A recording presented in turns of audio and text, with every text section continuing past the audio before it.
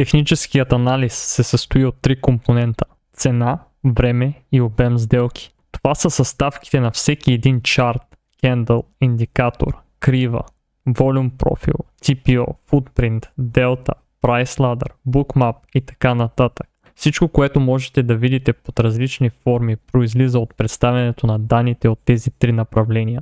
Различното им показване служи за по-лесен анализ от човека. Хората са добри в намирането на определени тенденции и повтарящи се модели, от английски познато като Pattern Recognition. Вселената е базирана на фрактални движения. Вижда се в перфектната спазена математическа формула на златното сечение в природата. Теорията е, че пазарните движения не се различават от този шаблон, а го следват. В този канал няма да задълбочаваме в безбройните видове пазарни стратегии, по-скоро ще се съсредоточим върху изграждането на лична методика за всеки тръгнал сериозно да се занимава с търговия на капиталовите пазари, независимо дали ще са акции, крипто, суровини, метали, деривативи, ETF и така нататък. Нека се върна върху трите компоненти и посочим какво ни подсказват. На цената може да се гледа като на рекламно пано, което се опитва да привлече нови участници. Ще чуете от трейдъри нещо подобно на пазара търси ликвидност. Как се превежда това? Ликвидност означава възможността да се задоволи търсенето и предлагането от пазарните участници. При трендово движение пазарът не успява да намери необходимото му количество на текущата цена и тръгва да търси или нагоре или надолу, за да се опита да намери нови пазарни участници и да задоволи сегашното търсене или предлагане. Може да гледате на цената като на рекламна кампания на съответния инструмент, която има за цел да ангажира нови купувачи при тренд надолу или продавачи при тренд нагоре.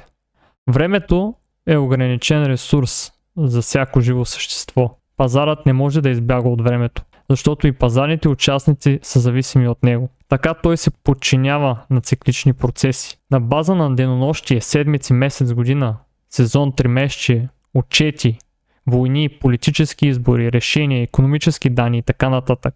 Пазарът постоянно преминава от едно състояние в друго. От баланс в тренд и отново в баланс, в циклична повторяемост. Обемът сделки ни подсказва на кои цени има най-много участници, т.е. продавачи и купувачи и съответно ликвидност. Там пазарът успява да осъществи най-много сделки между купувачи и продавачи и показва най-справедлива ценова стойност. Защото именно там има най-много участници и те са извършили най-голям брой успешни транзакции и съответно цената се счита за най-справедлива към този момент.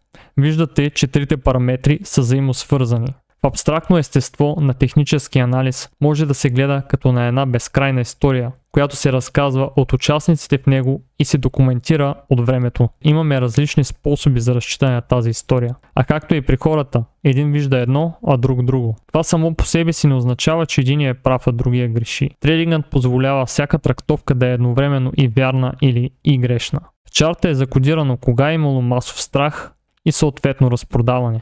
Обратно, кога е имало алчност и пазарът се е движил нагоре. Също и кога се е успокоил и е заспал, чакайки за важна новина, преди да продължи своето движение или да горе или надолу.